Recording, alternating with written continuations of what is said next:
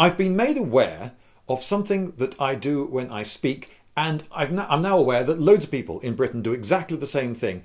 And the people who've made me aware of this are Irish and American. They've said to me several times, why do you keep ending words in R, like Americar? It's America, not Americar with an R on the end. And it's bacteria, not bacteriar. Why do you put these extra R's in? And at first I said, well, I don't. But then I started listening carefully to myself and to others and realised, oh, yes, I see I see why you're saying that. It's a thing we do when a word ends in A and is followed by another word that starts with a vowel. So the trouble with America is, or that thing has bacteria on it. And I said it very slowly and carefully there, so you didn't hear this extra R. But if I'm talking quickly, it's got bacteria on it. I put an R in there. I would say that I put it on the beginning of the on. It's got bacteria on it. It's actually the way I physically articulate it. But it's interesting that people hear it as an R added to the end of the previous word. And I think that's because you know what the word on is, you know what the word is, and you recognise those from context. So he's not saying ron or riz, but presumably then he's putting an R on the end of the previous word. No, I'm not.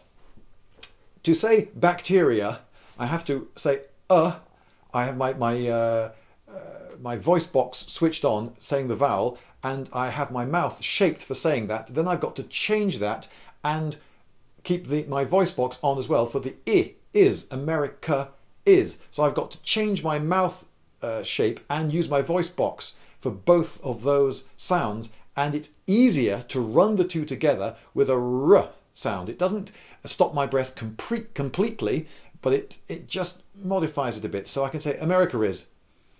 That's got bacteria on it.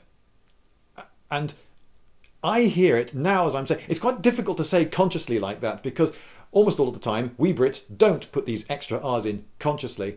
And if we are very careful, we can take those R's out. And when I put them in, I'm consciously putting them in. And so possibly I exaggerate them slightly or get them not quite right. But anyway, the great thing about America is, you see, did you hear the R? A Brit would not hear that R. That's why we think we don't do it, because we don't hear those R's. Our brains automatically filter those extra R sounds out. But yes, you're right, Americans who have pointed this out. I do actually do that. And I'm going to carry on doing that because that's my native way of speaking. Other Brits do not hear these extra R's. I get to speak more fluidly and easily, and that's the way people tend to speak with their native language, particularly the British, actually. We tend to be quite casual with our own language and confident with it. Here's an example of a difference between the way Americans and British speak. Take a sentence like, I am sorry that I was late, but I was caught in traffic, for instance.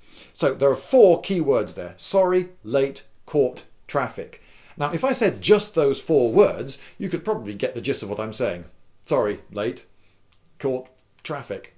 And you'd understand that. But it's a bit weird to speak like that. We do actually string sentences together and put in verbs and prepositions and so forth, making it clear which word relates to which.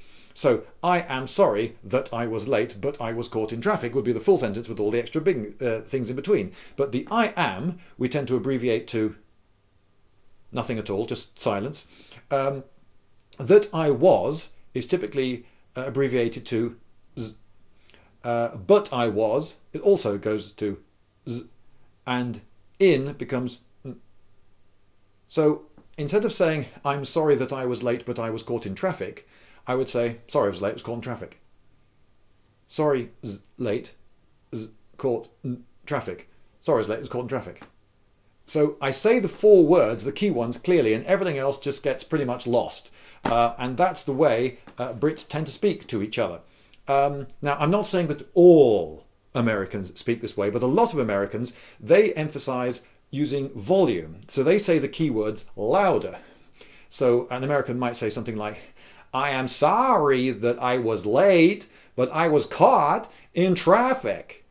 So they said all the words, but the key words come out louder, which is perhaps why we Brits who use clarity rather than volume to emphasize the keywords often find Americans a rather sort of loud and aggressive sounding. It's just a cultural difference, and it's nothing to worry about.